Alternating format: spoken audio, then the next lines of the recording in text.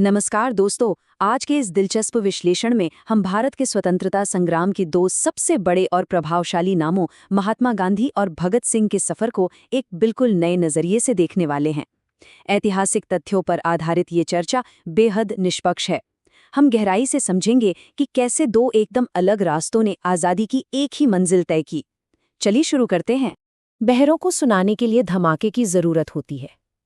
जरा इस बात की गहराई को महसूस कीजिए। ये कोई मामूली नारा नहीं था। ये उस व्यावहारिक और क्रांतिकारी सोच की नींव थी जिसने ब्रिटिश साम्राज्य की जड़ें हिला दी थीं।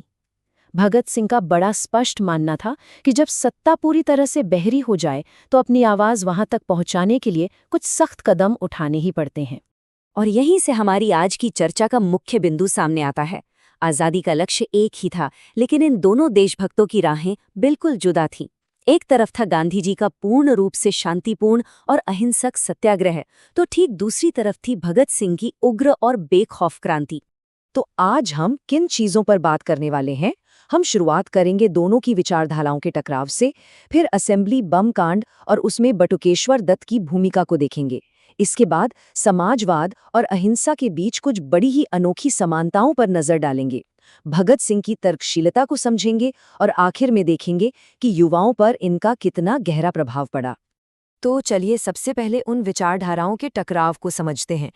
ये तो हम सब जानते हैं कि दोनों का अंतिम लक्ष्य भारत की आज़ादी ही था, लेकिन उनके वैचारिक मतभेदों को समझना बहुत ज़रूरी है, क्योंकि इसी से उनकी रणनीतियां तय होती थीं। देखिए, गांधी जी पूरी तरह से नैतिक बल और अहिंसा पर टिके थे। उनका मानना था कि विरोध केवल और केवल शांतिपूर्ण होना चाहिए, चाहे हालात कैसे भी हों। लेकिन इसके उलट भगत सिंह इनकलाब यानी पूर्ण क्रांति में विश्वास करते थे। उनका पक्का यकीन था कि क्रूर ब्रिटिश साम्राज्यवाद को जड़ से उखाड़ फेंकने के लिए सिर्फ शांति काफी नहीं है, एक समाजवादी गणराज्य बनाने के लिए कड़े और बलपूर्वक कदम उठाना बिल्कुल जरूरी है। अब सवाल ये है कि ये क्रांतिकारी सोच जमीन पर कैसे काम करती थी। आइए उस ऐतिहासिक असेंबली बम कांड की तरफ बढ़ते हैं, जिसने पूरे देश को झकझोर कर रख दिया था।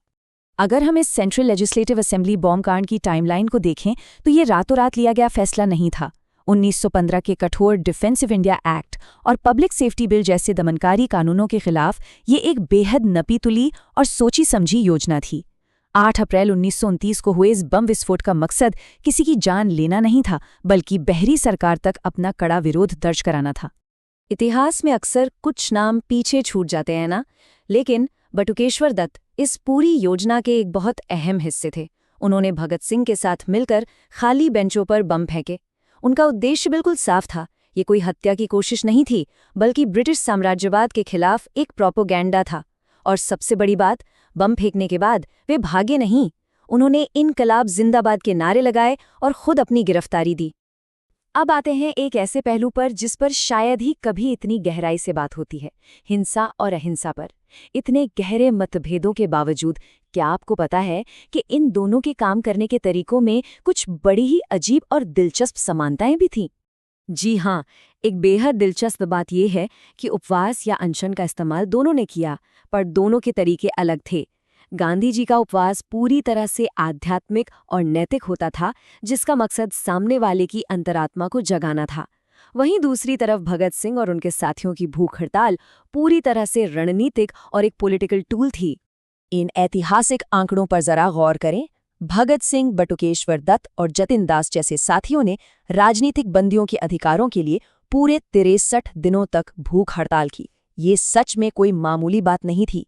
ये साबित करता है कि वे सिर्फ हथियार उठाने वाले युवा नहीं थे, बल्कि बहुत ही सुलझे हुए और तार्किक राजनीतिक विचारक थे, जो अपने हकों के लिए शांतिपूर्ण ढंग से भी अंत तक लड़ना जानते थे। इन दोनों विचारधाराओं के बीच के इस ऐतिहासिक तनाव को समझना भी बहुत दिलचस्प है।